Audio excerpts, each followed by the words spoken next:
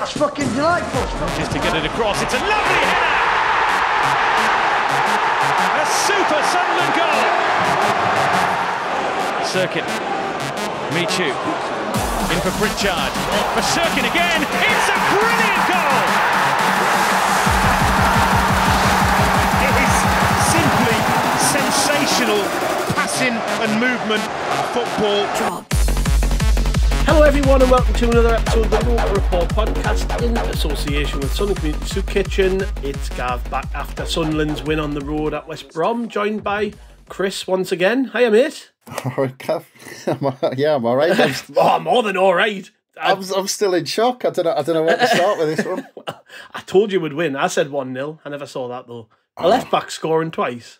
I know. Ugh. I'm just processing it still. We're only recording like a little while after the full-time whistle, but what a win, what a performance. Just when you saw that team and, you know, you think like we've lost Danny Bart, yet another player out for the season, and like we're hinging on O'Nien being available because his lass is about to have a baby and it wasn't known whether he was going to play. And even then you think, well, he's not like a traditional starting centre-half through the middle. There's no height in the team.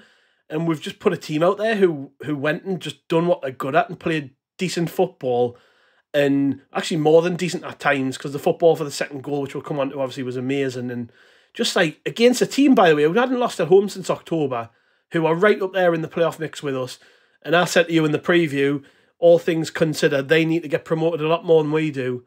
And like you wouldn't know it looking at the performance, because they were too busy screaming at the referee, appealing for everything, and there was us just doing what we're good at. A bunch of young kids, the youngest ever team picked by a championship side this season, went out there and played like an experienced outfit who were just amazing. Like I'm struggling to put my words together because it was just so good to watch, and like I dove all over the room when we scored that second goal, and I said to me, Dad, we're going to get another goal here, and I could just feel it coming, and it came. And amazing. We're sat sixth in the table, Chris, with everything to play for still.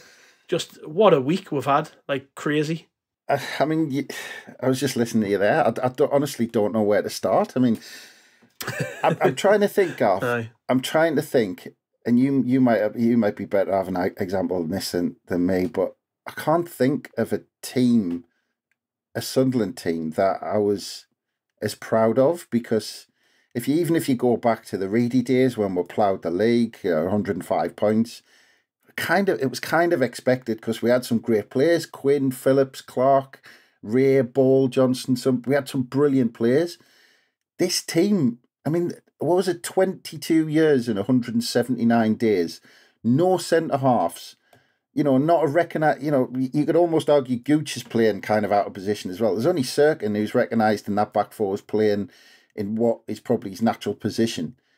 I don't know where to go with this side, because I'm just so proud of them. It's inexplicable. How do you explain what is happening? Yeah. How does any of this make any sense? Ross Stewart out injured, Corey Evans out injured, all the experience we've got. Elise was playing well, he's out. I mean, there's loads of players I've missed off that list as well. I mean, and then, you know, we were talking about what team Mowbray might go out with during the week against West Brom, and we were talking about, you know, maybe Barr coming back in, who was maybe disappointed about not getting on against Huddersfield. Gellard, you know, coming back in, and he's had a tough time. And to a man, they were all brilliant. But again, this feeling of pride is that these players stood up, because even I was nervous, you know, looking at the atmosphere. Hawthorns was absolutely packed out. I mean, it was bouncing before kickoff. 5 minutes, you know, the first 5 minutes, and I thought, oh, bloody hell, we're going to be under the cosh. They managed to ride that out and then start playing football. I mean, Gav, I'm struggling to put into words how proud I am of these players and this team. You know what it is, though? Look at their team and look at ours. Even with all the injuries, we're a better team than West Brom. We deserve to win that game. We didn't even deserve to go behind, which we'll come on to. You know what I mean? Like, we were the better team. We deserved to win that game. Even with all the players out, you're looking at it sort of our team and their team, and I wouldn't swap it. I wouldn't swap our team for theirs. I love our team, and I just think, you know what it is. It doesn't matter like who plays where.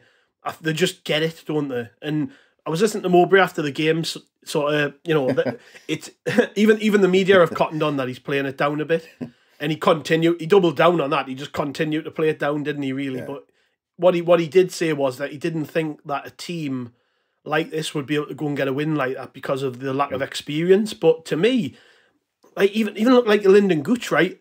Somebody who isn't one of my favourites at all. He could have been gone last year when we tried to ship him off to Shrewsbury in the January window when Flanagan left. Like Gooch could have left the club, and he did dig in, and he earned himself a new deal. And like even this game, you're looking at it and thinking maybe he probably wouldn't have started right back really if we'd had a fit centre half. And he gets a captain's armband, and he was outstanding just because they get it. These players just get it. Like, look, O'Nien, like, it would have been so easy for him to just like not be there and be part of that team. But you just know that you'd have to tear him away from it because he just loves it so much, regardless of what's going on at home, you know, with new babies and all the rest of it. Like, you could see he was knackered there talking at the end of the game and stuff. And like, but they just love it. They love this team. They love being part of this football club.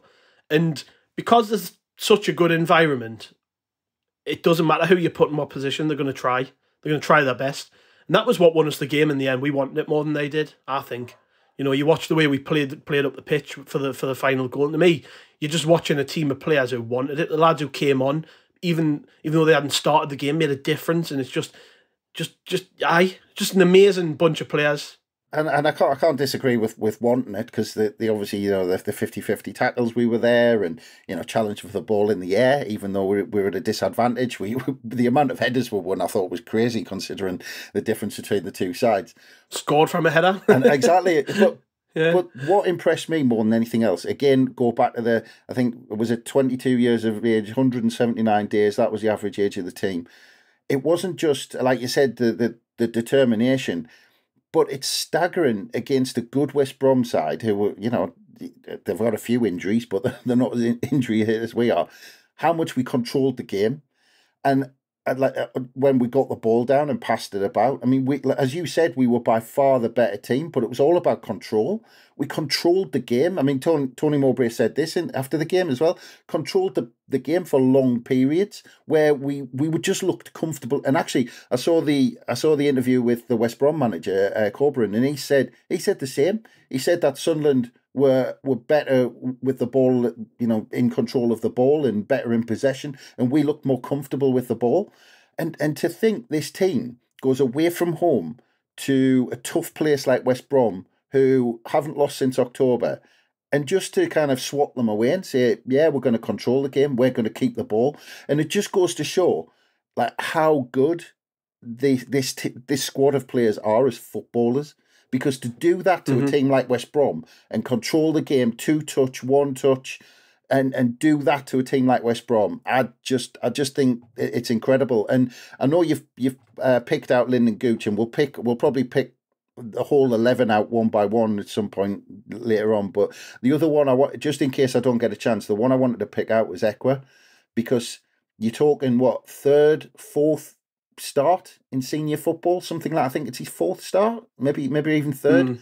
I mean, to put in a performance like that on your fourth senior appearance is just incredible. The way he read the game in midfield, he picked out passes before the West Brom player even played it. He knew where it was going to go. He kept picking them off time and time again. And I think he does look like a player, and I'm really looking forward to seeing him play next season. But yeah. Even though we've got potentially a long way to go this one, but yeah, I mean, again, I'm just kind of, you could go through this team like that. I mean, just incredible. Oh, I just want to sit and talk about how much I loved it. just amazing. Just amazing. Like I say, like how many times, and it's not just this season really, is it? You know, it's sort of a continuation of last season in the way that we just managed to win games and get to that point. And I've touched on this recently, you know, you think about it, that experience which we carry from last year is going to be vital in this promotion race, because we won a playoff final last year. Most of these players were involved in that, and that's fresh in the mind. They know exactly how we approached it, how we got the job done, how we executed. And regardless of who the opponent is, you do the same here. You just get wins. You make sure you win games. And today was the potential for it all to be over, in my view. Like, you know, you look at this game and you think you're playing away at West Brom, a team who've barely dropped a point at home all season, haven't lost at home since October, very experienced side with a lot riding on it, and there's no pressure on us to go there and win the game, but we did. And we didn't just win the game, we deserved to win the game. We played good football. So why not dare to dream? Like, I keep saying this, but we fully deserve to be in the conversation. It was interesting watching the Sky coverage of the game, because, and you'll have heard this as well, but at half time, it was like they had two West Brom fans sitting there giving the analysis of the game. You know, it was a definite penalty and all this, you know, and then at the end of the game, they sort of begrudgingly accepted that Sunderland deserved it. And then when they were asked who's going to make the playoffs, it was interesting to hear Hal Robson-Carnew say that he thought that Sunderland and Coventry would probably be the two teams there come the end of the season. So we are showing people what we're made of, and we're proving people wrong. People say that we've got all these injuries and they just don't get it. They don't understand the sort of bond that these players have collectively. And that is what is the difference at this stage of the season. When you're looking at the other teams around us in the last week crumbling and dropping points, and we're not. We're unbeaten in 7, I think, now. Yeah. We are a dangerous team, I'm telling you. And Watford is the next team to come, obviously. And like we've got to be confident. We've got to try and make sure that we win the 3 points, obviously. But we've got to be confident. Like, it's just another game against another team who don't want it as much as we do. And let's make sure we win it. So that was what I saw here. I saw, okay, you can make the argument that with so many players being injured, it would have been a really convenient excuse not to turn up, but we didn't use that as an excuse. We used it as a reason to sort of be strong and resilient, and the lads dug in.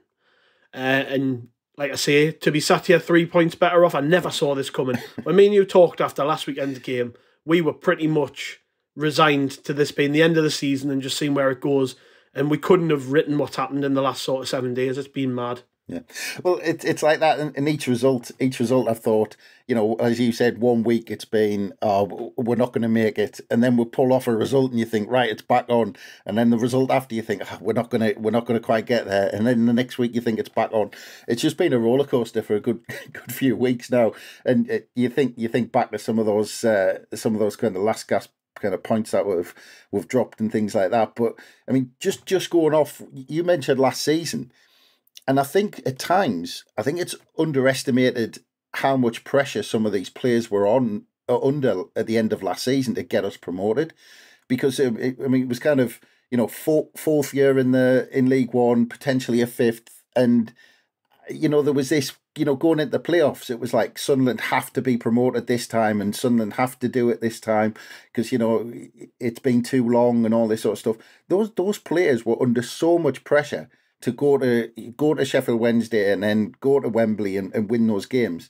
That, as you said, that's kind of transferring into what we're going through now, where the players are thinking, well, considering the pressure we were in 12 months ago, this is nothing, because, you know, it's like the pressure isn't on us to go up, whereas last season, teams would have crumbled under the pressure the club were under last season. So this is kind of nothing compared to that. And I think it looks, you know, when you see the players, because, I mean, even I know it's daft as it sounds when we're getting at the game, but Patterson, when he almost made that screw up and gave the ball away, he was close to giving the ball away, and he had a little smile on his face because the players are enjoying this pressure, and the players are they're enjoying where we are. And I think there's a lot of pride in themselves, that they're proud of themselves that we're in this position.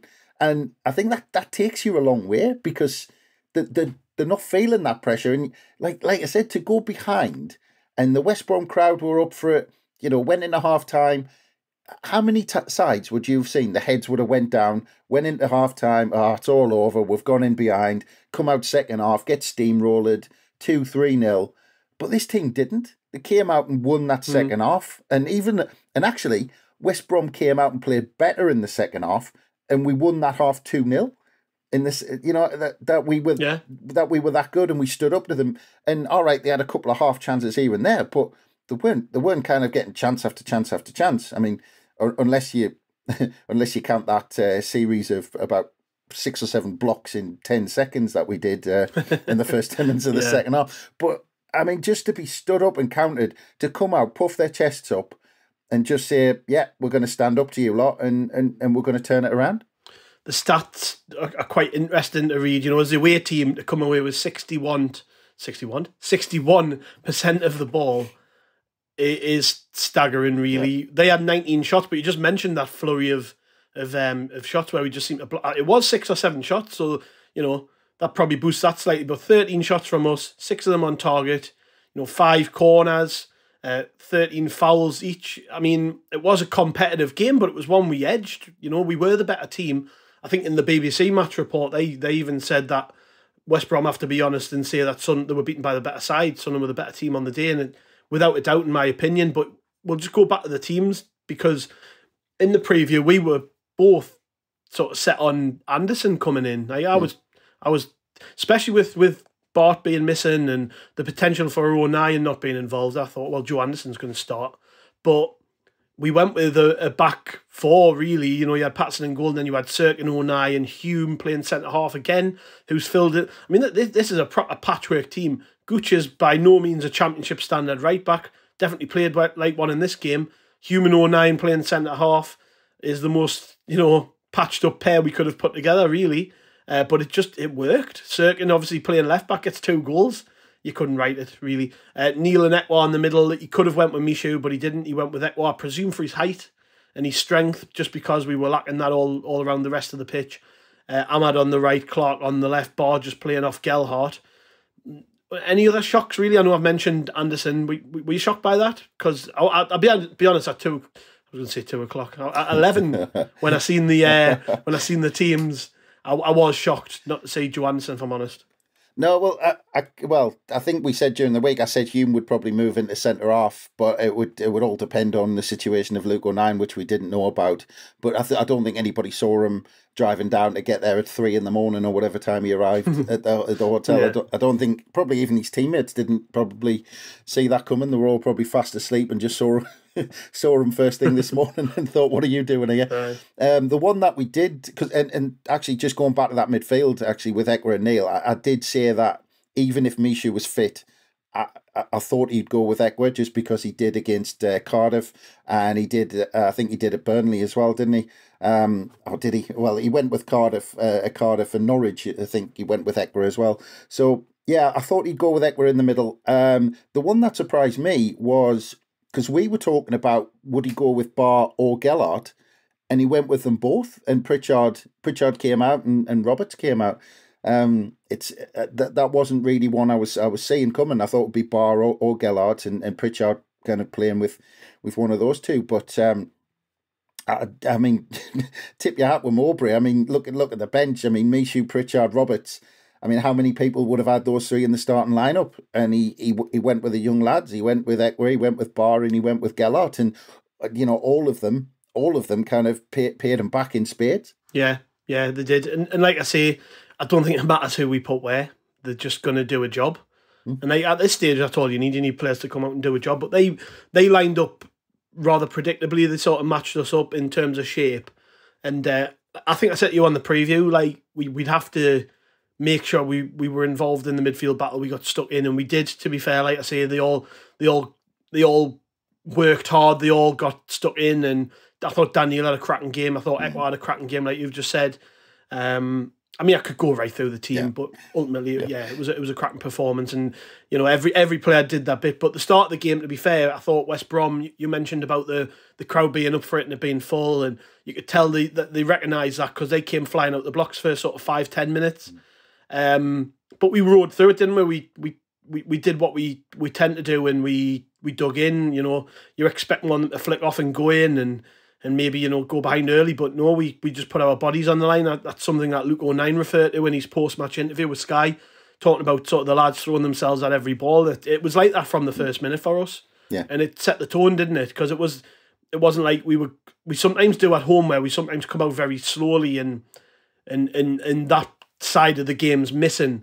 But it's almost like a switch flips, isn't it? Like when we're away from home, and it's like, right, we have to be a little bit more switched on today because we're the away side. It's clearly a thing, because it's reflected in the results.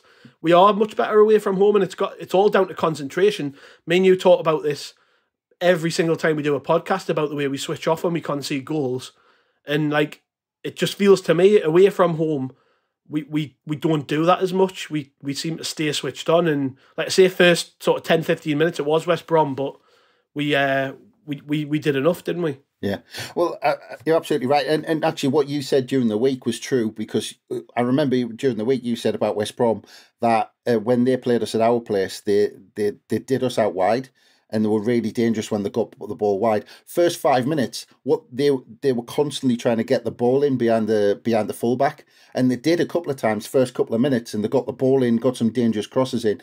But again, talking about being proud of this team, again, there'd be sides that are just... I mean, look at Man United going to Seville. They crumbled first 10 minutes going under pressure like that. This team, this Sunderland side today, all right, albeit it's West Brom, but still, you know, it's all relative. You know, we went to West Brom under the cosh for the first 5-10 minutes, really under the cosh. And then what we did, we just put a foot on the ball. And for about 5 minutes, and I remember, I think Don Goodman said, I think after about 10 minutes, he went, this is exactly what you need to do as the away side. But to have that maturity with these players, with this team, with this 11 today, to put your foot on the ball, keep possession, and knock it around a bit. And actually, after, you know, we spent 5 minutes of doing that, and after that, we were kind of back on even terms, where West Brom had lost that kind of momentum, and we got that, a bit of that momentum back. And then I think it was after about 15 minutes when Gellert had that volley, which hit the West Brom's defender's head and could have went anywhere. And then we started to create chances. And again, just talking about, even at that point, I was thinking the kind of the old heads on some of these players to do that and come out of a phase in the game. Again, this team just keeps surprising us like, week after week. Yeah, and we had our own chances, to be fair, once we rode through that early period. I think Bard had a shot, Hume had a header, Gellert had a shot which was blocked. You know, so we had our own chances and stuff. And going into half time, I was pretty confident with how we played. I felt like we'd done all right. Sometimes away from home, going in at 0-0 is fine. And obviously we concede a penalty in injury time. But to me, you know, watching that back in real time, I thought, shit, he's dove in. But then you watch it back and you go, hang on, that's not even a penalty. And then you watch the referee in the replay, and the referee's, you can see he's not sure. And I think in his head, he's probably sort of 60-40, 70-30. It's not a penalty. But the linesman gives the decision, and you're looking at it and you're thinking, you've got to be really confident that that is definitely a penalty to give it. And we'll not go over old ground. You know, refs at this level, linesmen at this level, they are crap. And, sometimes it goes your way, sometimes it doesn't. But, I mean, that was real hard lines, wasn't it, to have conceded a penalty, because we'd been so good in the first half, we just didn't deserve to go behind, and then they score, and you think, God, what a kick in the balls. We didn't deserve that at all. No, and again, you know, talking about the mentality of these players, again, to have that blow, it was completely against the run of play. We were the better side in the first half, and then to actually go in behind was just ridiculous. And just before you get onto the penalty, just because, you know, he hasn't had the most kind of comfortable time at Sunderland since he joined, but I just think Gellert deserves a shout, because the way he held he held the ball up, and the amount of fouls he got from West Brom by committing them, and a couple of touches he did were just absolutely fantastic at just getting a couple of yards of space and knocking it out wide. And he was as much, you know, to thank as anyone else in that team, getting us up the pitch and getting us out when we were under pressure. But yeah, the penalty was, look, I mean, it wasn't a penalty. I mean, let's just get that out of the way. It wasn't a penalty. But like, my first reaction was to wince, thinking, oh shit, that's a penalty. And that was my first reaction when he dove in, because it looked like a penalty. And don't get us wrong, the linesman and the referee kind of guessed, but when they looked at that from their angles, they just thought it was a penalty. But just to rewind a little bit, because I actually think it all came from, ridiculously, it all came from Clark smashing the ball off Ekwa, because he did that, and we had a bit of momentum at the time. And once he did when the game started up again, we didn't seem to wake up. we tried to pass it, and West Brom put us under a bit of pressure, and then Cirkin lost the ball when he tried to knock it up the line, and it bounced back, and that's where it kind of came from, and it was bizarre. It was bizarrely because of that stoppage, but yeah, look, for me, the touch of the striker was taking him away from goal. 09, and I think he admitted after the game in the interview that he didn't need to swing for it like he did. It wasn't a foul. Yeah, he said he was disappointed that he gave the referee a decision. Exactly, and that was exactly my thinking afterwards, that it wasn't a penalty, but he didn't need to swing for it. And look, he made no contact with it, but he made no contact with the player either. So it shouldn't have been a penalty. It should have just been a mistake from 09 that didn't have much consequence. But it's one of them that it did look like a penalty. But I mean, I was absolutely devastated because I just felt at half time we'd been absolutely robbed because of the way we played. But again, I mean, you kind of underestimate this team. I'm guilty of it as much as anyone else. You kind of underestimate this team to think, you play fantastically well away from home, you get back on top, you get back into the game, and then something like that happens. And again, how many times has that happened to us this season? I mean, I remember Blackburn away, where we were brilliant at Blackburn, should have probably beat them, and the referee spoilt that one. At the time, I was just thinking, if we go throughout this season and the whole thing is taken away from us from a referee's decision, I mean, it would have just been, it wouldn't have been right. Yeah. The effort that these lads have put in, it wouldn't have been right. But again, I mean, what Mowbray said at half time, I don't know, but it worked. Yeah, well, me and you were slagging them off for starting second half's crap, me especially. They've been listening. But yeah, exactly, they've been listening to us. But yeah, they started the second half brilliantly, and it was a headed goal, which I just find funny because, I think we've got one play over 6 foot on the pitch and we score a header. But like another player who stepped up on the day was Gooch again, who I mentioned before. And one of my biggest criticisms of him has always been, the delivery of the cross. Sometimes he hasn't really got that. When you watch Roberts and Ahmad, they've got like that trickery, that turn of pace, the ability to run past people. And like Gooch gets a bit stuck in the mud. I just think technically he doesn't always have the ability to maybe carry out what he's trying to think of doing in his head, if that makes sense. I think sometimes he sees the bigger picture in his head and it just doesn't come off with his feet. But like on this occasion, it definitely did, because I've seen him do what he did loads of times and it never comes off. But this time, like, it didn't matter because he did fantastic. He turned 2 defenders inside out and put a perfect ball into a dangerous area, and there was Dennis Cirkin. And to be fair to Cirkin, you've still got to score it, and he couldn't have planted it any better. Top corner, like a lovely header. West Brom obviously be really disappointed with the defending for that, because you look at their defence, bunch of big lads in there, and you've got like a 5'10" left back standing there unmarked ahead of ball. But great football from us, wasn't it, to even be in that position? And again, we keep talking about like Sunlun score fantastic goals, we play some lovely football. That was just a very sort of arbitrary, normal cross header goal, and we don't really score. We've again, me and you, we've been a bit critical of this, where we've said sometimes you don't need to pass teams to death to score a goal. Sometimes you just have to put a cross into a dangerous area, get runners in around the 6-yard box and score a goal. And here's here's where it happened. And again, yeah, a fantastic header, and I love goals like that just as much as I like the ones like the second one. Yeah, and just because I've mentioned them already, I want to just take it back to where it all started, because it all started because West Brom tried to play a ball right through the middle of the pitch, and Ekwa read it and he jumped on it, and he got possession of the ball. Then he gave it to Bar, and Bar played a brilliant ball out wide to Gooch out on the right hand side. And you're exactly right about Gooch, because I remember it towards the end of last season against Cambridge, where he was being direct and getting half a yard and crossing the ball in, and he looked fantastic. But we don't see that often enough. And I thought he'd lost his chance, because he did his thing where he beats a man and then tries to beat him again. And I thought, he's lost that kind of chance to get the ball in. I thought he was just going to come back. And then he went again and got that half a yard. And what a ball in. How he dug that out. Because he dug it out, and it was he almost played it back because he was quite close to the byline. But I mean, talking about getting the ball in like that, if you do things like that, Gav, and you just kind of touched on it there, if you're going to get the ball in the box, which we've said we'd like to see them do more often, you need people in the box. And you've got to ask the question, because we broke quite quickly. I just think it's fantastic that Dennis Cirkin was actually, on the edge of the 6-yard box on the penalty spot. Our left back was on the penalty spot, not off a set piece or anything like that.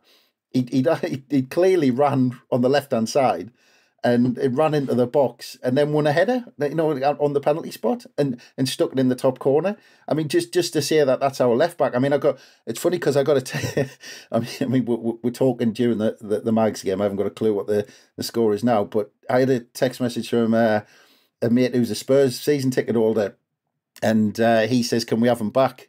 Dennis Cirkin, and I think they probably need him by the looks of it. But yeah, I just think Gooch was fantastic.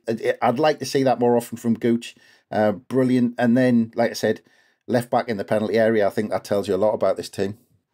Yeah, people just putting their bodies on the line, making themselves count. And we've had to learn to play without strikers for most of the season. And I think every player recognises that at some point in a game there'll be an expectation on them to get involved at the other end of the pitch, and just, they might have to commit forward. Maybe when, like Cirkin's playing on the left of a 3, but he's still got to like pile forward occasionally and get into the box and make runs, because we haven't got a lot of big lads. We haven't got a lot of people who can head the ball.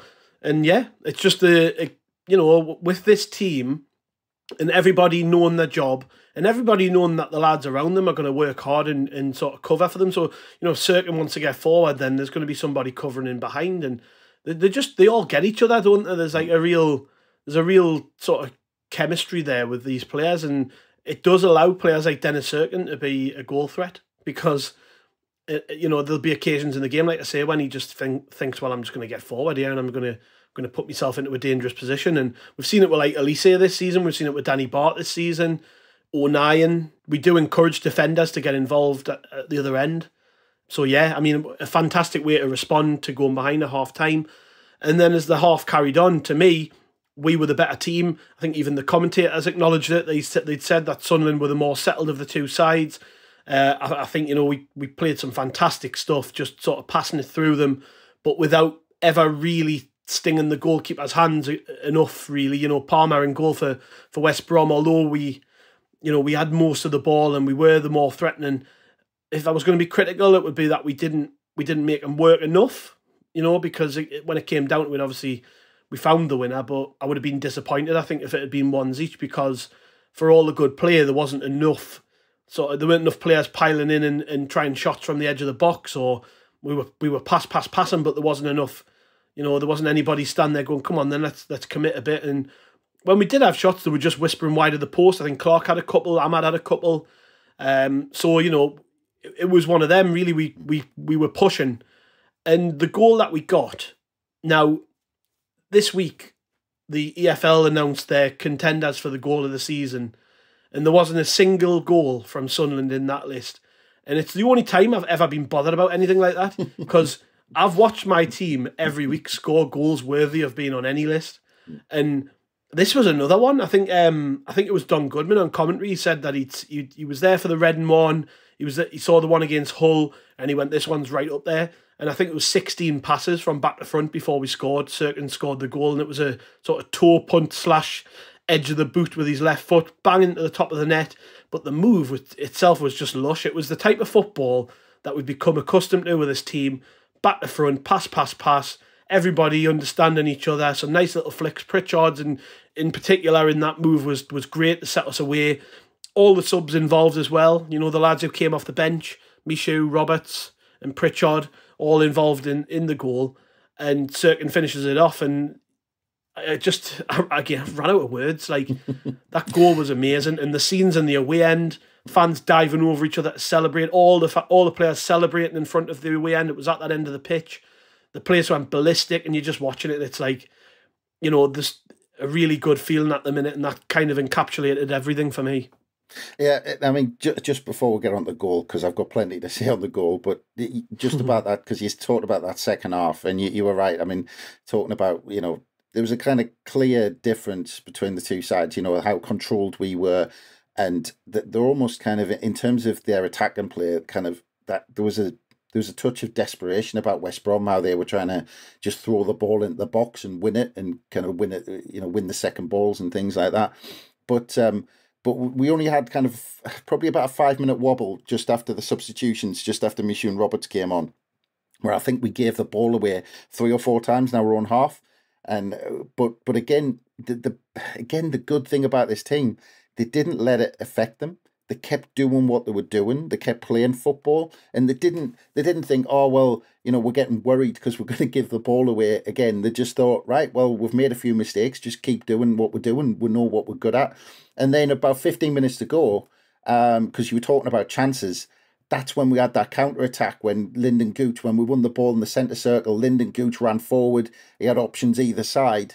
And in the end, he got it wrong. Oh, yeah. He got it wrong, and he tried to not put Clark, and he put it behind him. And then Neil, we were 4-on-2 at that point. Yeah. And then but even then, Dan Neil had that shot, and Clark just put it wide. It was, it was like inches. Yeah, it was. We could have taken the lead then, but then, like you said, 6 minutes to go, right? I mean, this goal, 6 minutes to go. You've got a pressurised game, like out travelling to West Brom, both sides going for a top 6 place. The pressure's on, big crowd. And again, just talking about this team, they were just so patient, and they just knew what they were doing, because there was probably 2 or 3 chances in this whole move where you thought, oh, right, he's going to cross the ball in now. And then we came back and we kept the ball. And what we realised, I mean, this goal was so clever, because at one point you saw what we realised was West Brom had so many players deep that it was difficult to break them down. And what we did was we brought the ball right out to almost to the halfway line. We were about 10, 15 yards inside their half. And if you watch the goal back, watch what West Brom do, because 3 of their players try to close us down. And then what we do is play past them. Within 2 passes, we were past them. So that's 3 fewer players they had on the edge of the box who were defending.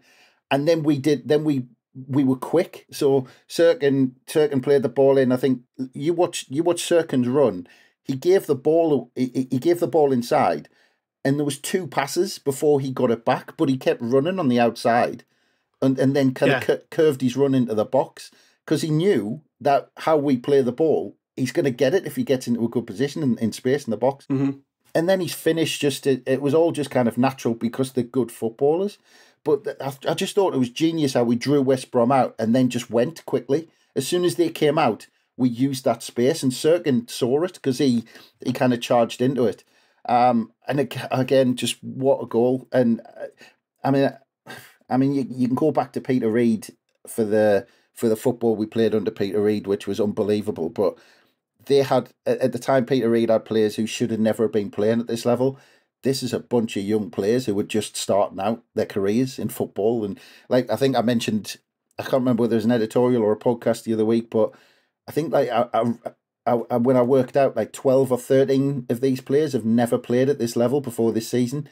And then to score goals like that on occasions like the game against West Brom, I mean, yeah, just what an incredible goal, what an incredible moment. And I mean, I was all over the shop. I was jumping all over the place, and I'm sure everyone else was. But just you would have loved to have been behind the goal. Aye, worst 10 minutes of my life after that goal. Horrendous. I hated it. I absolutely hated it. I was hiding behind the sofa. We rode it out, obviously, but when on 90 minutes they bring on 3 absolute giants, you're just thinking, oh God. 3 biggest lads on the bench came on. Bartley, Rogic and Fall, I think they call them. They came on and you're thinking, oh God, but it didn't matter. It didn't matter. We weren't going to lose that game. The players weren't going to allow it to happen. They had a handful of half chances in injury time, and that was it.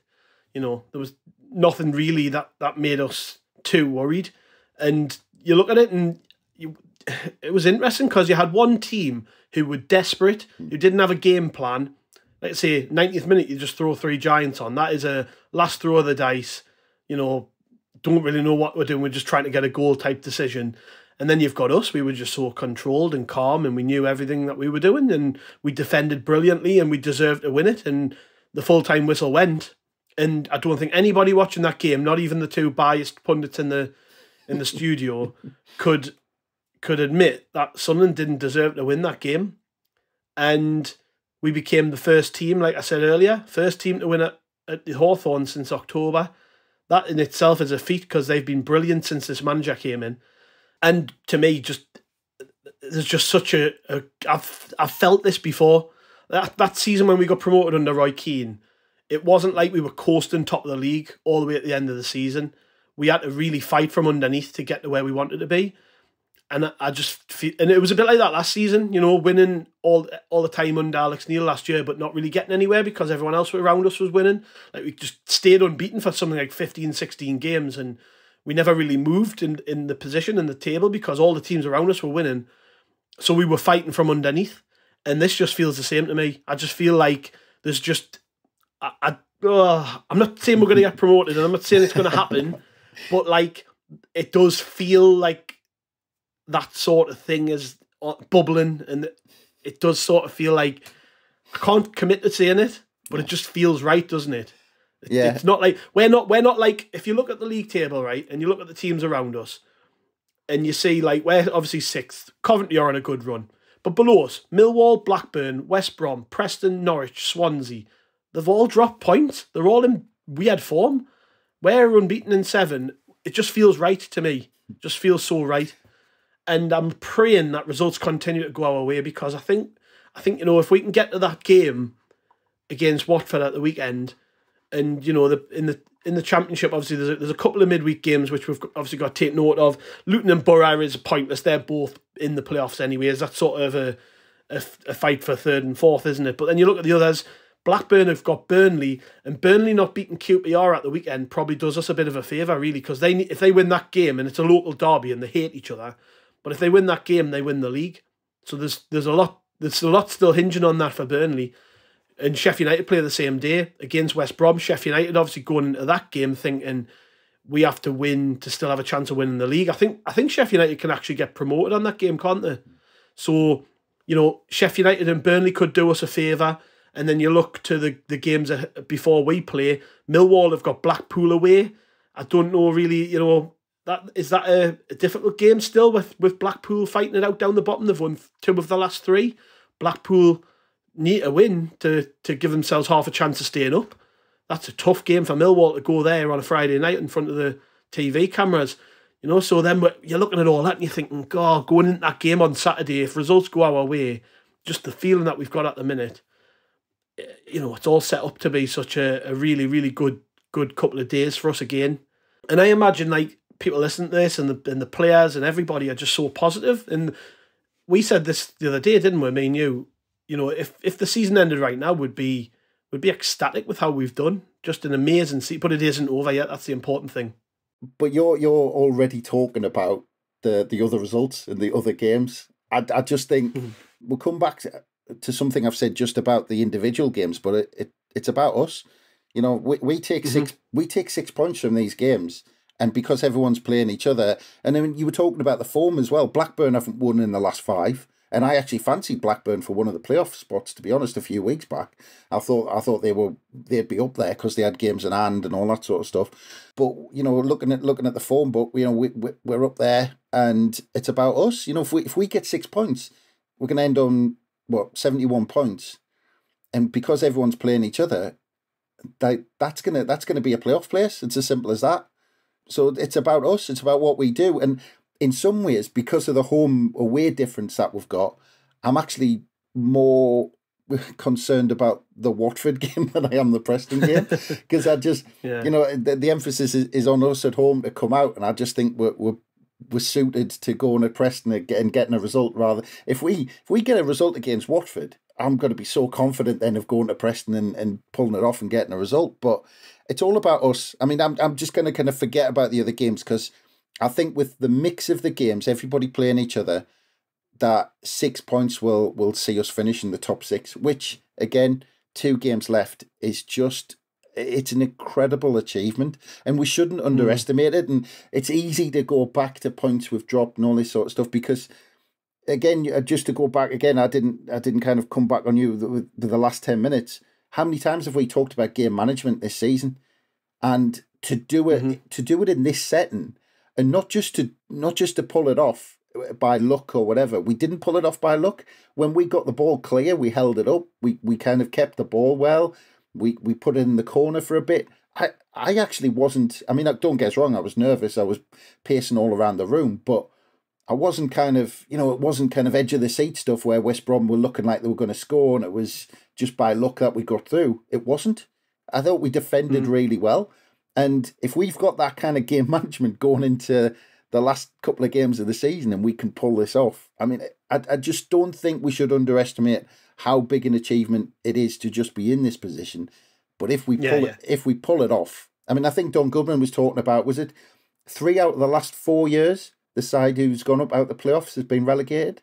Yeah. I don't know if any team's ever finished this high, having won the playoffs. Yeah. If we somehow managed to finish 5th or 6th, I don't know if that's ever been done. Yeah. So crazy, isn't it? Especially with this team, but a young team as well. We haven't plied it full of free agents and experience. This is a young side. Yeah. Well, the only reason I look to the other teams' games and stuff is because when Watford are already pretty much out the race, I don't think they've got any chance of getting in the playoffs now. So that's their season's basically over. And then Preston, obviously, if we somehow managed to win on Saturday in that game against Watford, Preston get beat off Sheffield United, who need to win that game. Yeah. Then Preston's season will be over. So we were looking at this and thinking, these could be 2 tough games because they're games against teams who are in there with us. But actually, come the time we play them both, they may have nothing to play for. And that extra bit of hunger that we seem to just have at the minute might count for something. So, really optimistic, really positive about things after the game. And I can't wait for the next one. I just don't want to wait a week, but, it is what it is. Me and you will probably be back with a preview, I guess, ahead of that one. Let's see if we're still just as bouncy and optimistic. We're obviously recording this not too long after full time, which is why we are bouncing off the walls. But cheers, Chris. Thanks for joining us, as always. Enjoyed it. Enjoyed it as always, mate. And cheers to the listeners. As always, make sure you check out rokerreport.sbnation.com. Right throughout the week, we'll have opinions, news, views, reaction to whatever goes on. We'll probably, even throw in a couple of other bits and pieces there. If there's another mad curveball arises with injuries, which there no doubt will be, with it being Sunderland at this stage, then we'll be sure to react to it. But yeah, we've got a big game next weekend and we'll be back to preview that soon. So we'll catch you then. Where am I going? I don't know. Where am I heading? I ain't certain. All I know is I am on my way.